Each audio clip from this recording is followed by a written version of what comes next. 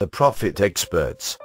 Why Diaspora of Africans' descents are the poorest diasporas in the world. Part 2. The long walk to freedom. I soon found myself trekking across the Arabian desert towards Libya, where I was told incredible wealth laid.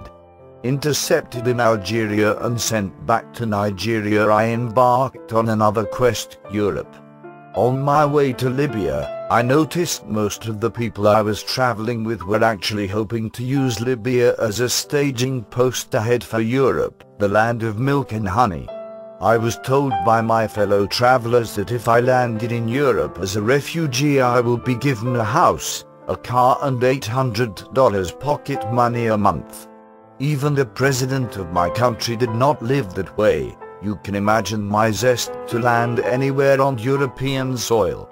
$800 per month. I would swim across the Atlantic Ocean if I had to, but I was going to get to Europe. No money, no passport, and no prospect of getting a job to raise the money when the locals themselves were struggling for jobs. I was stuck. But my determination to get to Europe far outweighed my circumstances at the time. I tried another 3 times to get to Libya. Each time I was intercepted and returned to Nigeria. I then decided to take another route. This time I headed back to Ghana, where I was provided with a passport that was visa-free to Israel. From there I found my way to Europe. At last I was in Europe. Baby, life could not be better, or was that so? Like Nigeria, I got the shock of my life.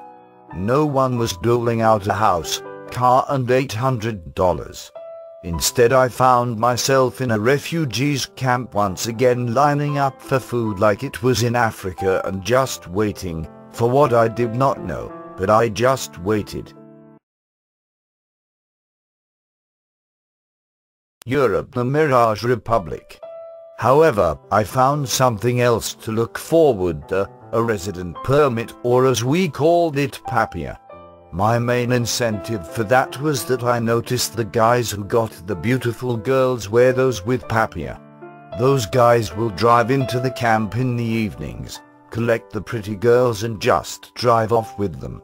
When we refugees spoke to those same girls, they looked at us with an eyes of resentment, as if to say, I dare you to come and speak to me. We could not wait to get our papiers, get our apartment and buy a car, and someday come to the camp and collect the pretty girls too.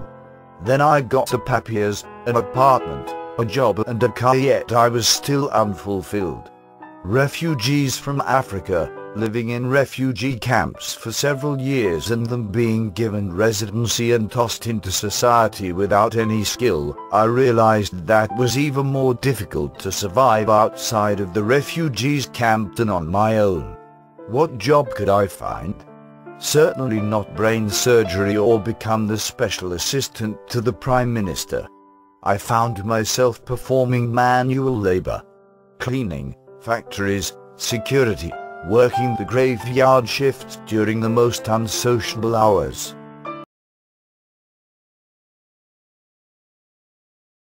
For young Africans still hoping for a better future, it was less traumatic.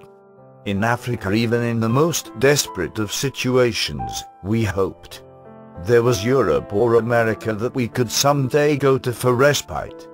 Like a student who graduated to discover that the dream of a good life after graduation was just a mirage, Europe became a mirage for me. I was in Europe, there was the house, car and food to eat, yet life was still difficult. This is a particularly difficult realization for older Africans who were successful in their home countries, businessmen, lawyers, accountants, or even doctors. It can be really traumatic.